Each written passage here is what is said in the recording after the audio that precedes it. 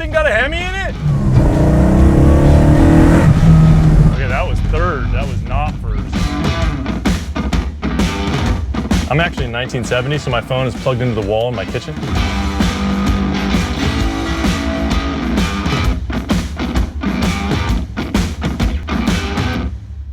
All right, we're here on the back lot of the next Fast and Furious movie. We have two 1970 Dodge Charger HEMIs. I'm just kidding. This is RestoMods. We've got two 1970 Dodge Charger HEMIs. I was not kidding about that part. We've got one basically originally optioned RTSE, triple black, super badass car. What's going on with this thing? It's got a 426 Hemi. Well, hold on, it wasn't originally optioned with the 426 Hemi, right? Correct, yeah. Okay. This is originally all those options, but a 440. Somebody put a 426 Hemi in it before we got it. But a period correct 426 Hemi. Very period correct. It's got dual quad intake with carburetors. It's got a 4-speed. This is the bad boy of all the Chargers back in the day. If you showed up in this, you were king of the hill. For a 1970, this is pinnacle muscle car. And I feel like this kind of inspired a lot of the feeling and the nostalgia and everything that we kind of channeled and recreated in RM30, which is basically a brand new 1970 Charger Hemi. Talk a little bit about what we've got going on in here. So when Blueprint let us know they were making a Gen 3 Hemi, which is all the modern architecture, they said they were making it in 426 cubic inches. It just resonated. Mopar guys know that number. It's like the legendary engine. Basically, we wanted kind of the same ethos. It's a 426 with a stick shift. That's about where the similarities end, I think, with these two. Well, I mean, yes and no. It's just, this is brand new. So it still has buckets. They're just custom, super bolstered Sparco buckets as opposed to the state-of-the-art 1970, highly optioned bucket seats. The interior, you know, it's still got a pistol grip. This one's our, I forget what it is, Santa Barbara sandalwood or whatever it is. Correct, yeah. On the grip, but it's still, you know, the same kind of feeling. It evokes those same feelings, but literally everything on this car is brand new. From the grille, to the seals, to the paint, to the engine, to every piece you touch on the inside, every piece of trim. This is literally a brand new 1970 Dodge Charger. And quick plug, you can win this car at RestoMods.com. We give away a car about every 3 months. This is RM30, it's our 30th giveaway vehicle ever. And I wanna say it's probably the best one we've ever done. This car was built completely in-house here at the RestoMods garage by Esparza and his team. And we spared no expense. We've got another video you can check out right here where we spent almost $500,000 building this car. It's just incredible. So if you wanna take it home, head over to RestoMods.com, claim those entries. What are we doing today? So we're gonna drive them back to back so that we can talk about the differences that time, technology, aftermarket parts, what does it mean? Yeah, I mean, to the most important thing, when you get behind the wheel, what's the difference between these cars? And that really drives a lot of the stuff that we do at RestoMods. We, you know, better than new is our motto, restored and modified. And so we're gonna find out, is it really better than new? Yeah.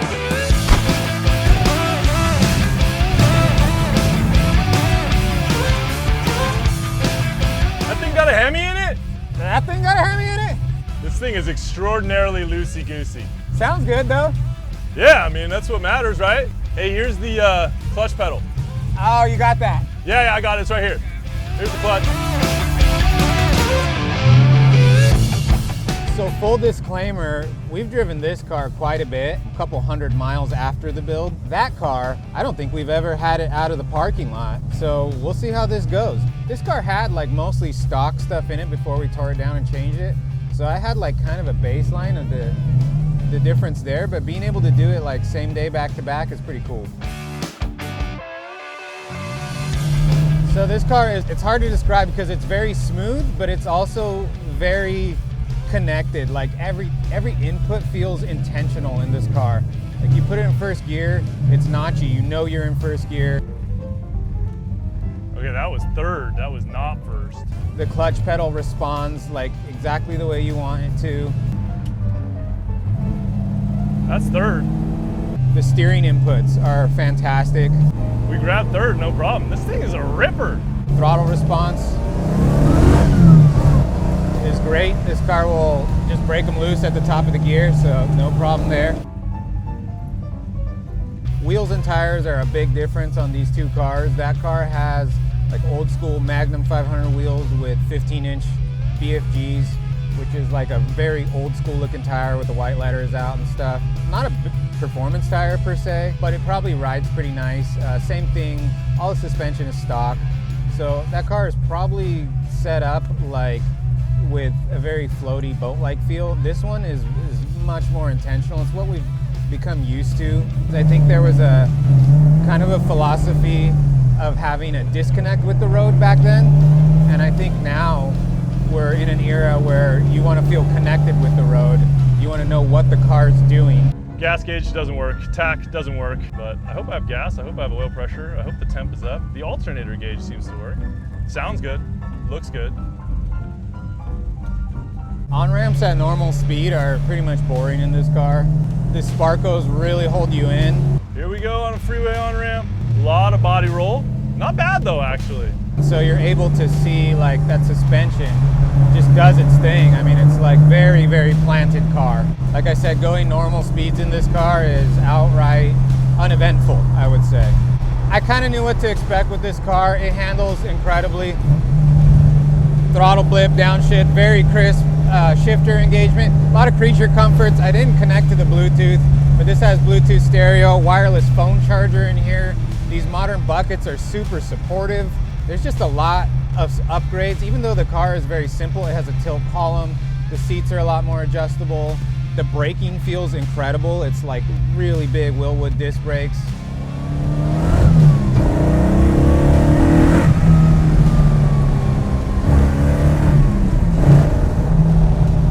So the 426s, you gotta let them eat a little bit. Why not? Like makes you focus on it when you're driving this car. This is a very, very driver-centered car. With the manual transmission, the manual brakes, and this like super crisp steering. The rack and pinion, the QA1 stuff, it's all coilovers. Makes a big difference. It's definitely getting up to temp because I can feel it through the firewall, but the temperature gauge is still locked on 0. I'm excited to drive that one now because that's probably going to be more like a time capsule. I mean, this thing's got a lot of power. I haven't flown out of the car yet, so there's that. This thing is sick, dude. He likes it, that's good. I mean, it's a little terrifying, but that kind of makes it cooler.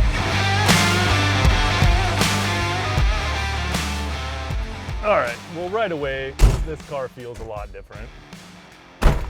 Hey, enjoy that seat belt. You're like Willie Nelson, like how much did seatbelts cost back in the day? I don't know, we never used them. Just adds that layer of danger, right? I mean, this thing, obviously a lot more comfortable. I can feel the bolstering. It's like almost not as comfortable because it's kind of squeezing my hips a little bit.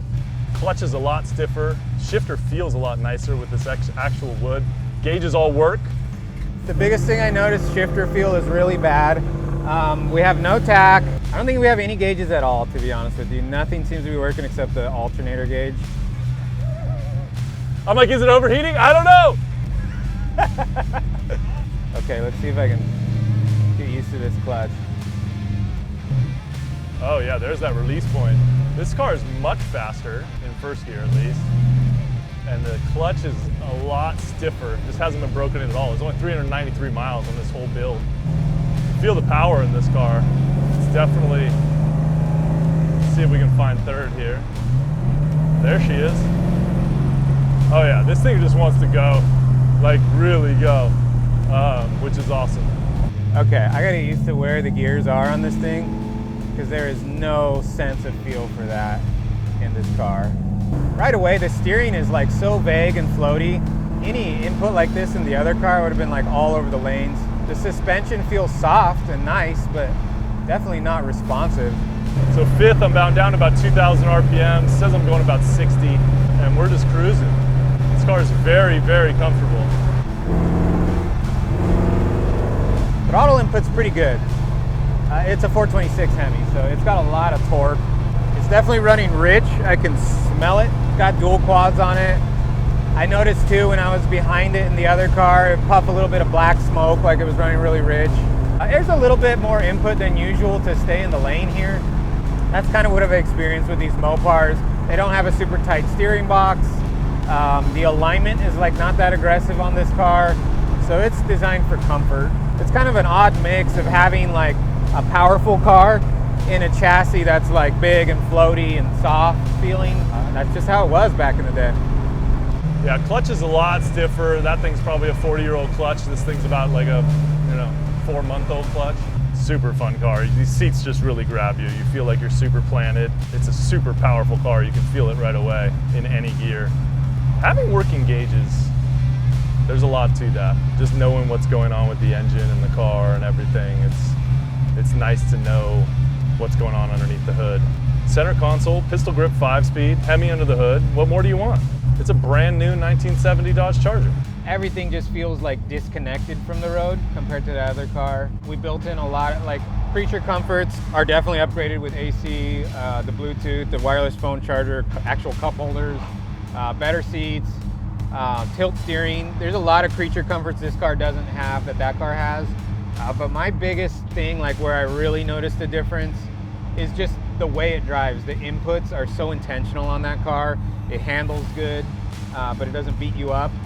This car definitely doesn't beat you up, but it definitely doesn't handle good either. So brakes are not terrible. This has power disc brakes. Actually, I think these are manual disc brakes. They don't feel that bad. That giant single piston caliper just doesn't have the same response as a lot of small, like a 6-piston caliper does. This thing is definitely a cruiser. It's comfortable just on a drive like this, just like putting around. That car, you could go autocross that car and have a good time with it and drive it home, and it would be comfortable doing all of it. This car is pretty cool. We had never driven this car, so we didn't have a lot of comparison, but it's kind of comfortable. It's kind of a cruiser. Oh, we caught up to our brethren. That thing got a HEMI? They got a HEMI? This is a lot of fun to drive. Man, the 426 is just cruising.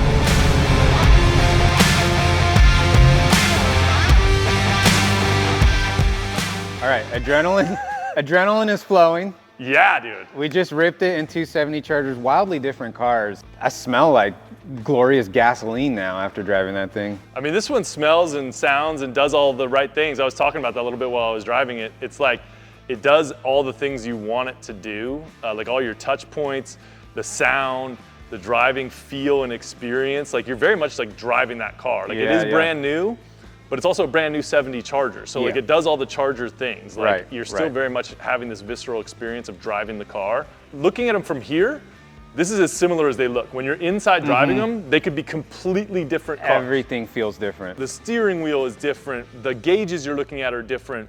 The shifter is different. The way it shifts the shifter is very different. The shifter is very different. I actually really loved driving this car. Like you said, like it's a cruiser. Like if you want to just roll and cruise, like, and it's got plenty of power. Yeah.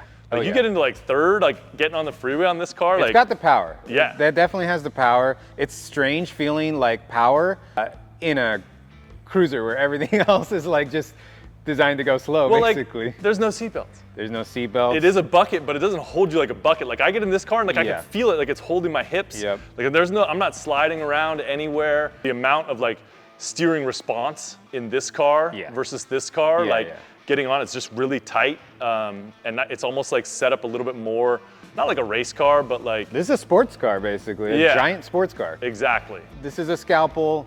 And this is a cleaver, it's like, or a hammer or something. I was gonna say sledgehammer. Yeah, it's like a Nerf hammer, I mean, both very fun driving experiences, both very unique. We got a lot of response from people on the road, just driving them around San Diego. I hope you guys enjoyed this ride along. I think it's pretty clear in a race, you'd want the modern Gen 3 HEMI. It didn't feel like it had a lot more power. It's got the 5th gear. Like you said, it's a modern sports car, like a giant modern sports car. It handles better, it stops better, it steers better. Let us know what you guys think in the comments. Which of these do you prefer? Obviously, you're only able to get your hands on one of these right now. Our M30 is up for grabs at RestoMods.com. All you've got to do is claim your entries over there and you could be taking home this brand new 1970 Dodge Charger and $50,000 in cash. This one you can just look at and tell us how much you appreciate it. But get entered to win RM30. Good luck.